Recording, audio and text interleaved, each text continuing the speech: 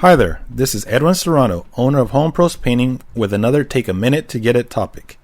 Removing old popcorn ceilings and replacing with knockdown texture is one of the most popular home improvements we perform. In most cases, it's a simple removal of the old popcorn texture, application of the knockdown, and painting. Although the process is pretty straightforward, there are some things you need to be aware of that could happen, which could complicate the process and add to the final price of the project. Sometimes the old popcorn texture will not come off because it's been painted or the area right under the texture has been repaired in the past and has been sealed. In this instance, we have no choice but to sand the surface and then apply a skim coat of joint compound over the entire surface so that we can start with a flat surface. This is a lot of work and can easily add 1 to 2 days to the project. Since we have to mask off all the walls and floors of a room where we are removing popcorn texture, that means that we have to tape the plastic to the walls and floors.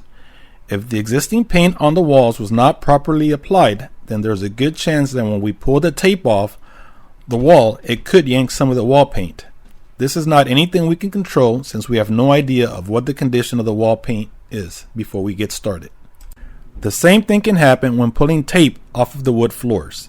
If the clear finish on the wood floor has deteriorated from foot traffic, then there's a chance the tape can pull some of the remaining finish and then make it look like the stain is missing.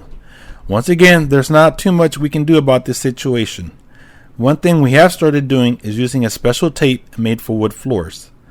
Another thing to keep in mind is that as much as we mask the walls and floors, dust will still make its way onto the floors and horizontal surfaces. We will cover furniture and appliances, but we just cannot guarantee that dust will not make its way onto those surfaces. We started using air filters to help capture some of this dust, and the crews swear they help. My suggestion is to be prepared to do a deep cleaning and change your air filter from the HVAC system once we're done. Last thing to keep in mind is that if you have any kind of stress cracks in the ceilings that we repair as part of the popcorn removal project, we cannot guarantee they won't come back. There's always a root cause to those cracks, and if not addressed prior to us showing up, then they will come back after we're done. What you see when we are completed is what you should see in the future unless something causes the damage again.